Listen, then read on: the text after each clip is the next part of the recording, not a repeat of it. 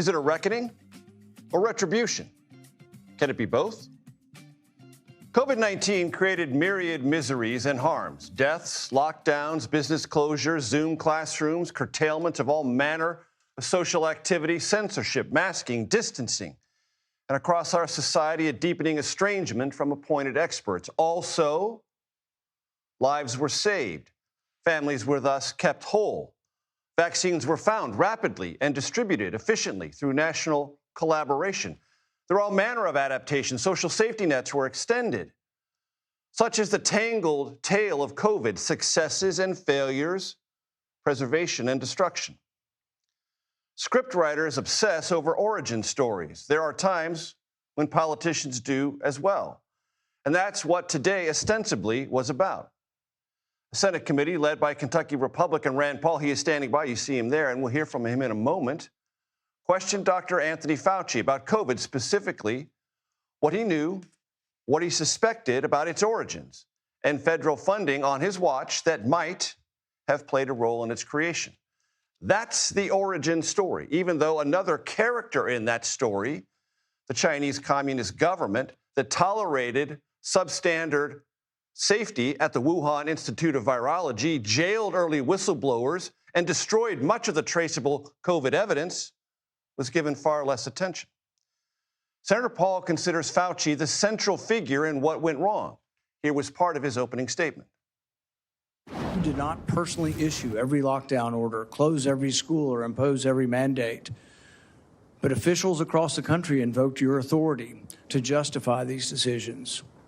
And you presented your recommendations not as judgments open to debate, but as dictates of science itself. Your own words demonstrate that you understood the influence you exercised. And here is what the senator said about federal research under Fauci's direction that augmented so-called gain-of-function research, which explores ways to alter viruses in potentially helpful, but also sometimes hazardous ways. There is a dispute about that kind of research and the novel coronavirus. We should also note Senator Paul and Dr. Fauci don't even agree on what constitutes gain-of-function research. You could not hide that your agency had funded the Wuhan research or your long history of defending gain-of-function research. The only alternative left was to argue that COVID-19 did not originate in the Wuhan lab. You were not a detached observer. You had an institutional interest in the public believing that federally funded research had nothing to do with the pandemic. Paul, over the weekend, released unredacted diaries Dr. Fauci kept during the pandemic and pointed to contradictions between his private thoughts and public statements about COVID's origins. Paul then mentioned President Biden's pardon for Dr. Fauci that covers any and all actions from 2014 until the last day of Biden's presidency. A pardon may protect a person from criminal prosecution, doesn't rewrite history. It does not erase documents. It does not convert a misleading statement into a truthful one. And it does not prevent Congress from establishing what happened. Dr. Fauci, when he spoke to the committee, said he did not believe today was about what actually happened, but about something sinister. So sinister, he said, silence was his wisest option.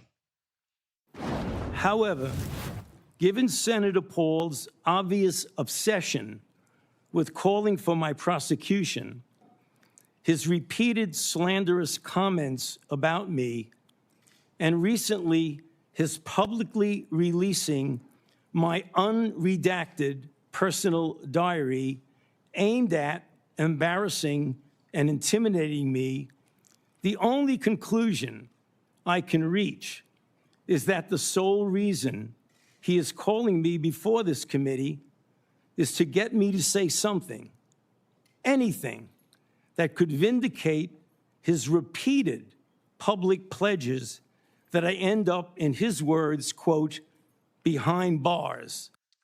Thus, Dr. Fauci more than 100 times invoked his Fifth Amendment right against self-incrimination. When witnesses do this, they tend to do it universally, creating a sort of theater of the absurd draped in a core constitutional right. Well, nothing says honesty like taking the Fifth, huh, Doc? Let's try something. What day of the week is it today? On the advice of counsel, I respectfully decline to answer based upon my rights under the Fifth Amendment to the Constitution. What color tie are you wearing? On the advice of counsel, I respectfully decline to answer based upon my rights under the Fifth Amendment to the Constitution. Republicans mocked Dr. Fauci's use of the Fifth Amendment, doubting whether it even applied to someone covered by a pardon.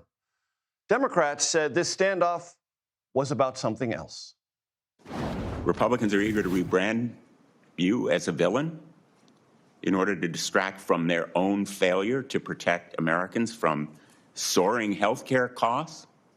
They've been rising astronomically in the last couple of years, and from unsafe food, which has caused cyclospora to spread, and resurgent measles as a result of the anti-vaccine policy. This hearing is the culmination of a years-long crusade, which started more than 6 years ago when Dr. Fauci dared to contradict President Trump. The Senate committee has oversight power. Senator Paul said this by way of explaining what happened today may not be the last word on Dr. Fauci. The committee will have to consider, after this hearing, what appropriate action should be taken against you for the failure to testify after being directed to do so. It's against the law to obstruct an investigation of Congress. There will be repercussions to your refusal to testify today. And Senator Paul, I'm happy to say, joins us now. Senator, it's good to have you here. Thanks for having me.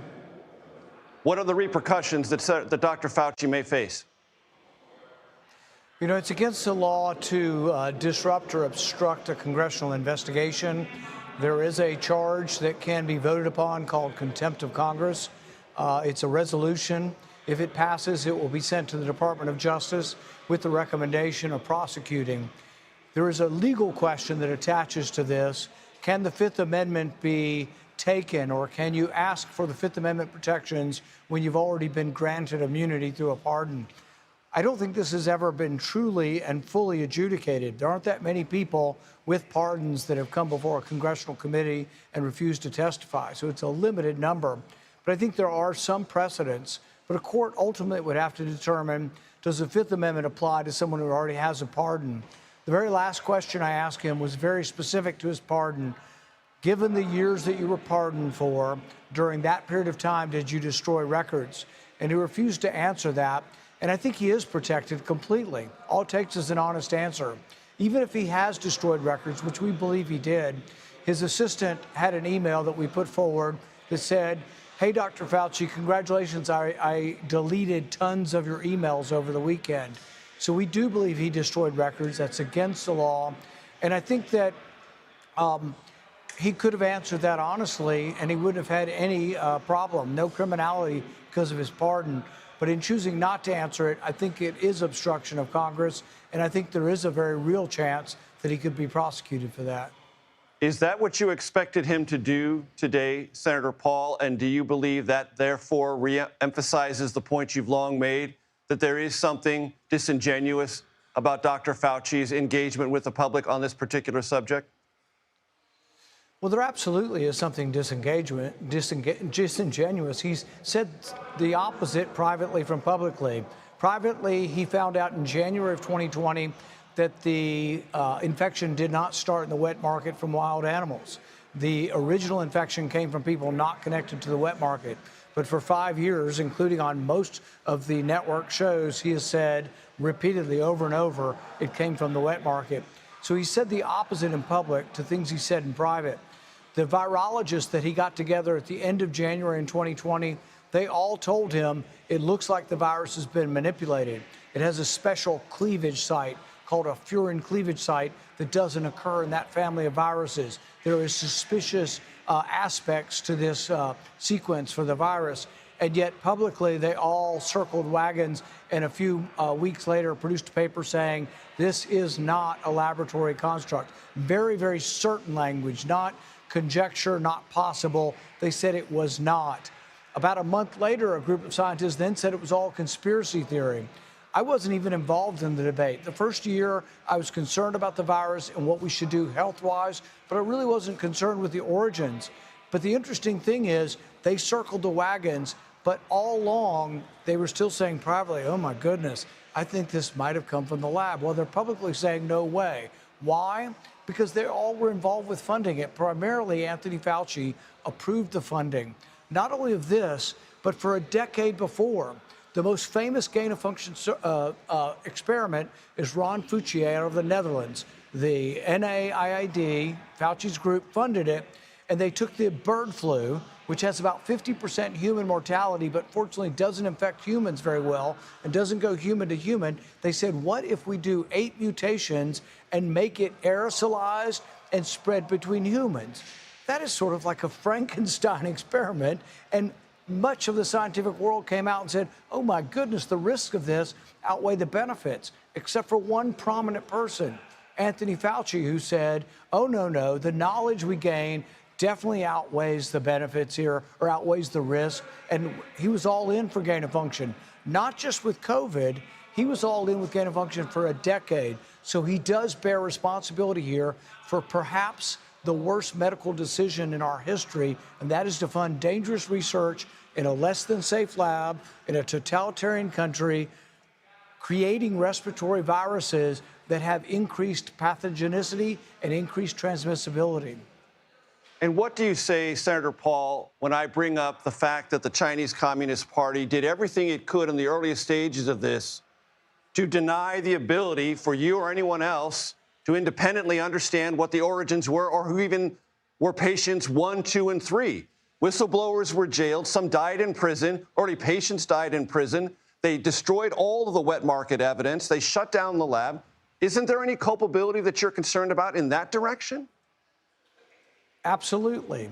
And the earliest sequences of this, we only found out about the sequence. The government of China was refusing to give this. A brave Chinese scientist put it online at 2 in the morning on like January 11th, 2020. So yes, I wrote a book about this and dedicated it to the young ophthalmologist. I'm an ophthalmologist. The young ophthalmologist who died was trying to warn people that the X-ray findings, the CT of the chest, looked suspiciously like SARS from 2003. Meanwhile, the Chinese government was saying, nothing to see here, doesn't go human to human. But in that same vein, Anthony Fauci also tried to say it came from nature, and that's very different than coming from a lab. If it comes from nature, it's typically sluggish. It doesn't go human to human well. That's what happened in 2003. And you know what? Quarantine and other normal things worked. The reason they didn't work for COVID is we believe that the virus was adapted in the lab to be very transmissible. You saw how infectious it was. You could look at somebody 30 feet away and get this thing. It was incredibly infectious, but that's because we believe it was adapted for humans. If you take COVID-19 in February of 2020 and you try to infect a bat, it won't infect bats. We can't find an intermediate animal that was plausible that it even infects. They did an experiment on a supercomputer in Australia. I think it was Oracle supercomputer. They said, which animal does it fit most better? If you do the lock and key of the virus, which cells does it infect most perfectly? Humans.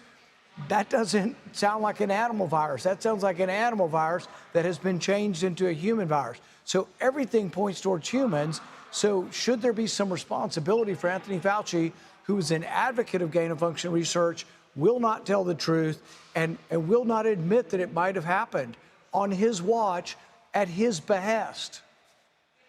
Just to pick up on what you just said, Senator Paul, because I think it's important. Might have happened. We will never know for certain, will we?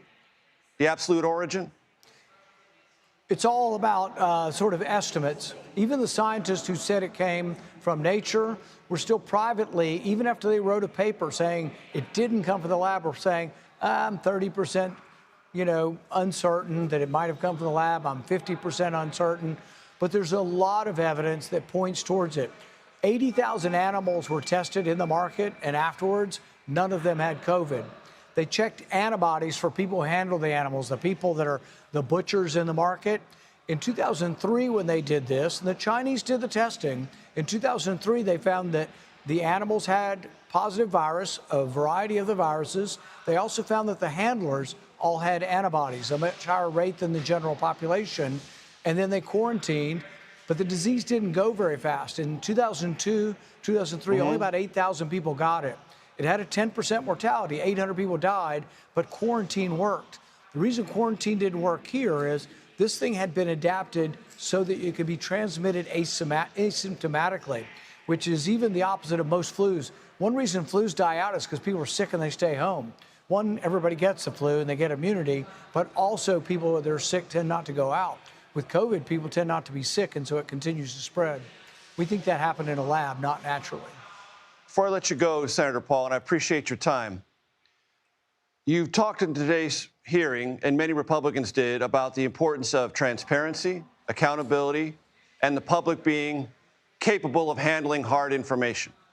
Today, on his X account, the governor of Kentucky, Andy Beshear, wrote the following. Today, Rand Paul wants to force an 85-year-old Dr. Anthony Fauci to address the American people, but refuses to ask the same of 84-year-old Mitch McConnell. In the spirit of transparency, does the Senate, does the American public need to know more about Senator McConnell's health, his well-being, and when, if ever, he'll be able to capably return to the Senate? I think they're reasonable questions, and people are asking those questions. I think there's been a slowness to reveal his health status, but that's sort of his decision. It's not like he's calling me up and saying, hey, should I release my records? So I think there's been a slowness to release those records, but I think the ultimate decision has been made. He made this decision a year ago not to run for re-election because he is getting older and he has more health problems. So we have had a variety of people miss time, though, and there has been a certain amount of circumspectness. John Fetterman missed months and months, and I was one of those who said, lay off the guy, he's got health problems, let him recover. Senator Lujan was out with a significant stroke for a long time. Mark Kirk was out for nearly a year. Senator Johnson from South Dakota was out for a long time. So I don't know, we're human and we have health problems too. I think it is best to try to reveal, particularly when you miss your job, what's wrong with you and when you'll be back. But sometimes you don't know. For all I know, if there was an important vote, he might be here today. There are many votes that happen, but there hasn't been anything so far where he's been the deciding vote. And look, I'm one who's had many, many political differences with Mitch McConnell, but I think, we ought to treat each other with a little bit of respect. And I would do the same whether he was a Republican or a Democrat. Senator Rand Paul, Kentucky Republican, I appreciate the time, sir. Thank you. Thank you.